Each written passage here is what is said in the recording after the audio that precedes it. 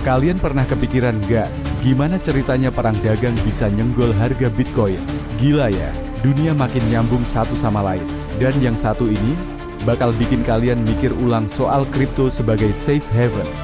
Jadi gini, pemerintah Amerika Serikat Donald Trump beberapa waktu yang lalu mengumumkan kenaikan tarif impor buat beberapa produk penting dari luar negeri, terutama dari China.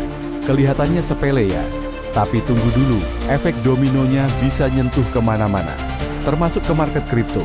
Kenapa bisa gitu? Oke, bayangin ini kayak efek batu dijatuhin ke air. Kenaikan tarif sama dengan biaya produksi naik, sama dengan harga barang naik, sama dengan inflasi naik. Dan ketika inflasi naik, kalian tahu apa yang terjadi? The Fed biasanya ikut menaikkan suku bunga buat ngerem inflasi itu. Nah, ini dia plot twistnya. Saat suku bunga naik, investor gede lebih milih taruh duitnya di aset yang aman, kayak obligasi. Kripto? Waduh, itu dianggap terlalu volatil. Jadi jangan heran kalau tiba-tiba harga Bitcoin anjlok tanpa angin tanpa hujan. Tapi, ini juga bisa jadi peluang. Kebijakan ekonomi kayak gini kadang bikin investor retail panik dan jual rugi. Nah, lo yang udah ngerti bisa nyergap momen itu buat beli di harga bawah. Ingat pepatah klasik, be fearful when others are greedy, and greedy when others are fearful. Tapi tunggu, ini belum selesai. Kita belum ngomongin soal ekspektasi jangka panjang.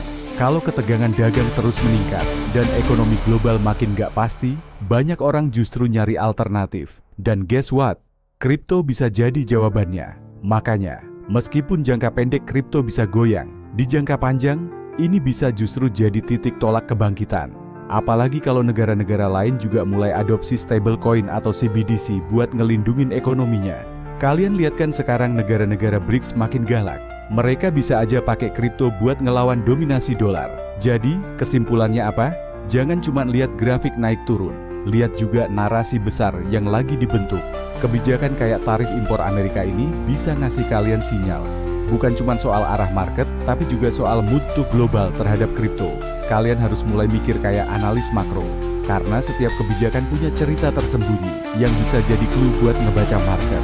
Kalau kalian bisa nangkep cerita itu sebelum orang lain, kalian udah satu langkah lebih dekat ke kemenangan. Tangkap dan manfaatkan momentum di market cryptocurrency. Ayo kita belajar bareng.